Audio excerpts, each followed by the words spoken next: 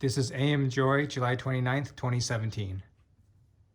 Representative Ted Lieu of California, Jason Johnson, politics editor at TheRoot.com, Jamil Smith, contributing writer at The Daily Beast, and Amy Parnes, senior White House correspondent at The Hill. Thank you all for being here, and I'm going to go first to the congressman because we're going to do protocol here as well. Let Trump be Trump. You're a former prosecutor before you were in Congress. Yes. What did you make of, first, before I get your comment on Donald Trump's commentary about police and essentially telling them be more brutal, this is the response of the Suffolk County Police Department. This is who he was speaking with. This is where he was speaking on Friday. They sent these two tweets. The SCPD has strict rules and procedures relating to the handling of prisoners. Violation of those rules are treated extremely seriously. As a department, we do not and will not tolerate roughing up of prisoners. And they have a reason to be particularly sensitive on this. The Suffolk County Police Chief, back in November of 2016, the New York Times reported that the former police chief of Suffolk County was sentenced to 4 years in prison for beating a suspect. And they actually convicted and sentenced him for that. So what did you make as a former prosecutor and as a member of Congress of the President of the United States encouraging police brutalism of suspects? Thank you, Joy. It is highly disturbing that Donald Trump is encouraging police brutality. As a former prosecutor, he's basically asking police officers to violate the law. Police officers took an oath to protect and defend the Constitution. If they listen to the president, not only are they going to be violating the law, they're going to be subjecting themselves to discipline in their cities and counties to massive lawsuits. Let me say, in 1 week, Donald Trump got rebuked by the Boy Scouts, by the Pentagon, by the International Association of Police Chiefs. You really got to try to be that bad. Yeah, the Boy Scout, we're going to come back to the Boy Scout thing. But, you know, Jason, when Donald Trump was saying, first of all, he used the term paddy wagon, which is extremely offensive to Irish people of Irish descent. But when he talked about being rough, throwing suspects into the back of the van, all I can think of is Freddie Gray. And I don't know if we have that video, but this is exactly what was done to Freddie Gray. He was thrown roughly into the back of a police van. His neck wound up being so fractured that he died. What did you make of the President of the United States using that particular imagery with police standing all around him? Right. So a couple things occurred to me, Joy. One, you know, I'm faculty at Morgan State. I'm in Baltimore. I actually texted a couple of my students, did you guys see this? And they were disturbed and horrified that you would have the President of the United States basically encouraging a rough ride. But this is what we see from this president. This is how he surrounds himself with. This is his general disrespect for the law and people of color. And I'll be honest with you, I hope we screenshot every single cop who cheered, because if any of them ever have a complaint against them cheering for someone advocating them breaking the law should be one of the first things that complaints go to. Yeah, and Jim, you know, you also have him making up things about police. I mean, you have Donald Trump not only encouraging police to be their worst selves, something police departments, at least in their official capacities, do not encourage. Right? They don't publicly say rough people up. But then in the Chicago Police Department side, he made up a story about talking to a police officer who said he could solve all the crime in Chicago. Rahm Emanuel said, nope. Never heard of this person. This person doesn't exist. Right. Well, so like his friend Jim, of course. You know, he consults on all things. I mean, and John Barron. Oh, of course, John Barron. The thing is here. Look, Trump is the very, very same person who put out an ad in the New York Daily News in May of 1989 calling for the death penalty for 5 innocent Black and Hispanic teenagers who had been accused of rape in Central Park. And so he's the same guy. That's 27 some years ago. That he's the same person. And so what we have to really consider is that the president is going to, spark this culture war because he's got nothing else to do. It's literally all he's been doing, this entire time. He's spoken in the language of white supremacy, and given the fact that he has been ineffective at pursuing any of his legislative goals, this is what he has left to do. And the angrier that he gets, the worse this will get. And Amy, there is an element of this that, obviously is encouraging to his base. It's designed to keep his base excited. I want to play a little bit of the way that Donald Trump talked about violence when he was running for president in 2016. There's a guy totally disruptive, throwing punches. We're not allowed to punch back anymore. I love the old days. You know what they used to do to guys like that when they were in a place like this? They'd be carried out on a stretcher, folks. Thank you for the warning. I was ready for him, but it's much easier if the cops do it. Don't worry.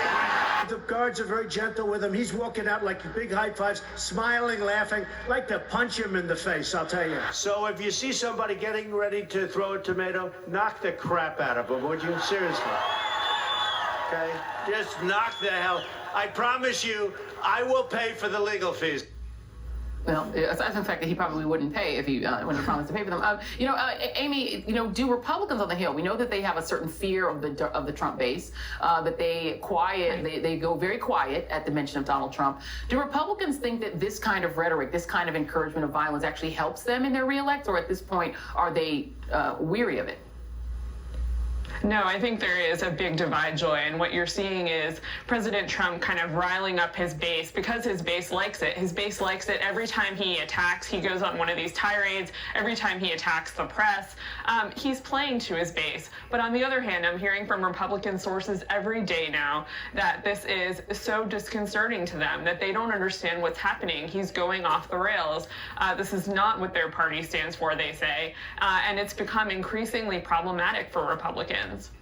And I wonder about that because you're serving with these folks in the House, Congressman. The new White House communications director has adopted the Trump style. Maybe this is the way Anthony Scaramucci's always been, but this is the way he talks now to a reporter about leakers. He said this, and it's not him. I'm going to read it. He says, "What I want to do is I want to." Expletive, kill all the leakers. And I want to get the president's agenda on track so we can succeed for the American people." That's the way the communications director talks to the press. Do you detect among your colleagues in the House discomfort with that? I do, but let me first say Congress passed whistleblower protection laws to protect leakers. So if you're a whistleblower, there are laws to protect you because we want the truth to get out to the American people as long as it's unclassified information. Sure. And with regards to the new communications director, his vulgarity and profanity is highly disturbing. I served active duty in the Air Force because I believe in this country. I believe in the greatness of America. And you're seeing with Donald Trump and his communications director that they are bringing this country down. They're making us weaker and teaching our children all the wrong things. Yeah, and I mean, I guess, you guys are, on the political side, in terms of the strategy side, this is how Donald Trump is planning to be reelected, right? Because he knows that there's a 30 to 38% of the country that no matter what he does is going to be with him anyway. But Kate Dawson was talking about earlier in the show, or earlier when we were speaking with him, that the problem is the motivation might not be there, that people don't see things getting passed, and so their drive and energy to vote might be there, even if they like Donald Trump. Right. So is that what this is about? Well, yeah. I mean, he has to keep people angry. He has to keep them riled up. I mean, look, Trump is a step away from just playing the dozens with Congress. If he thought that would work, that's what he would do, because people say, oh, yeah, he's taking them down. Here's the issue, though, and we were talking about this earlier in the green room. Look, if you can't get anything done this year, next year, no one's passing anything because it's an election year. And he is going to take a hit in this very Congress that he is not supporting. They're going to get wiped out. These Republicans get wiped out next year if they can't show they've done anything. So all this talk is great, but eventually people want action. So far, he hasn't shown it. And well, that is weird because, we've heard from Republicans and strategists, people like Michael Steele, that Donald Trump wants to distance himself from congressional Republicans, but they are running for re-election next year. He is not. Right. How does that work strategically? Is he trying to make them lose? Well, I don't think he cares whether or not they lose. I mean, look, we've seen this White House distance itself from the institutional Republican Party in so many different ways. And now it seems like they're formally trying to do it by firing Reince Priebus, by putting in someone who has no political experience, no connection to Congress.